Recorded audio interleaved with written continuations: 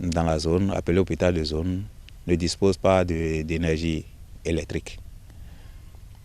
Ce qui est marrant, les blessés, les patients qui passent dans la nuit profonde, les agents utilisent la lampe torche, des fois les lumières du portable pour les soigner, ce que je n'ai pas apprécié.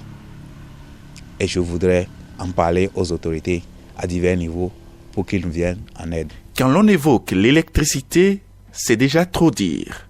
Cet hôpital ne possède pas de lumière, tout simplement.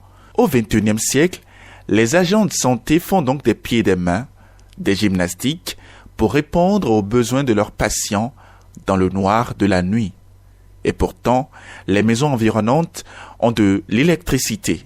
Les citoyens de cette localité ont, faut-il le signaler, des autorités au niveau local.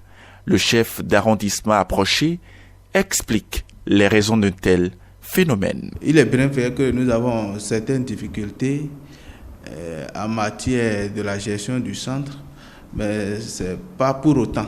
Oui, par rapport à l'électricité, monsieur le journaliste, vous savez que en matière de la gestion du bien public, il y a toute une procédure. Alors, on a eu à s'abonner à la SBE. Le compteur est là, disponible, mais il y a toute une procédure tout autour. On est en train de faire les démarches pour que d'ici peu de temps, qu'il y ait de l'électricité dans la maison. Puisque avant, on utilisait les panneaux, l'énergie solaire pour pouvoir alimenter le centre.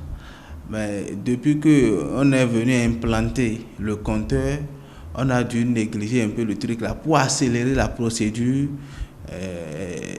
de l'électricité de la maison. Vous savez bien, et vous connaissez bien, et vous savez de quoi je parle. En matière de gestion publique, si les documents ne sont pas OK, l'État ne peut pas, parce que si on doit pouvoir mettre en marche ce compteur, il revient à l'État de payer. Est-ce que vous voyez? Donc, il y a toute une procédure tout autour. Donc, on est dans la procédure. Et je crois que d'ici peu de temps, on va régler cette situation. Oui, nous souffrons. Ce n'est pas les gens souffrent. Nous souffrons, monsieur le journaliste, parce que vous n'êtes pas sans savoir que je suis de l'arrondissement. Je dors dans l'arrondissement. Je vis au quotidien tout ce qui se passe. Même mes enfants y vont pour les soins. Est-ce que vous voyez? Donc, monsieur le journaliste, ne vous inquiétez pas, nous sommes là, nous souffrons tous, il est bien vrai, mais un jour, nous allons essayer de régler cette situation. Un jour, mais quand? Quand est-ce que ces populations iront se faire soigner en ayant de l'électricité dans leur centre de santé? La seule chose que je demande aux populations, c'est de se patienter. Il est bien vrai, on est en train de souffrir. Et aujourd'hui, vous n'êtes pas sans savoir que le président a pris à bras le corps la santé de notre population. Donc nos cris de cœur vont directement à l'endroit du PR, du président de la République, afin que une répercussion soit faite au niveau de notre commune pour que notre population sorte de cette précarité en matière de centre de santé. Cité dans leur centre de santé.